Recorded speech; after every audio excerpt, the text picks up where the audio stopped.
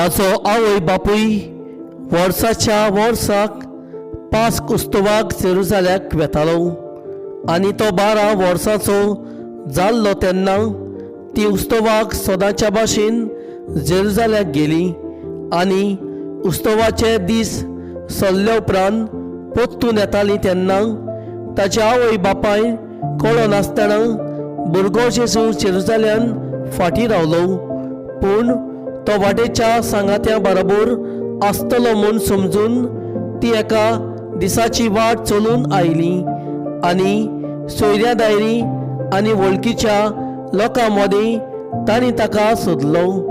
तो मेळ्ळो ना जातूच ताका सोदीत सोदीत ती परतून जेरुसाल्याक गेली आनी 3 दिसां उपरांत तो तांकां देव मंदिरांत मेळ्ळो.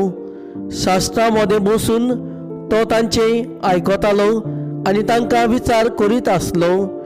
तांचे आयकतालो समेस्तांक ताच्या गिन्यानाचे आनी ताच्या जबाबाचे मोठे अजाप दिसले.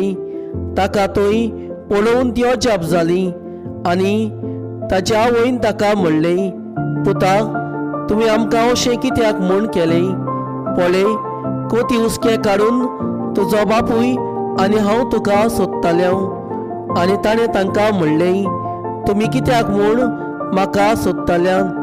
तर म्हज्या बापाच्या घरान हांवें आसूंक जाय म्हूण तुमी नकलो आसल्यान.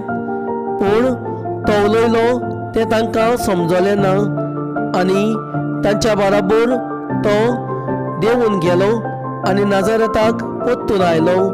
थंय तो तांकां कालतो रावलो. ताची आवय ह्यो सगल्यो घडण्यो आपल्या काळजान सांबाळून दवरताली आनी जेजू जाणवायेन, पिरायेन आनी कुरपेन देवा आनी मनशां मुखार वाडत वेतालो.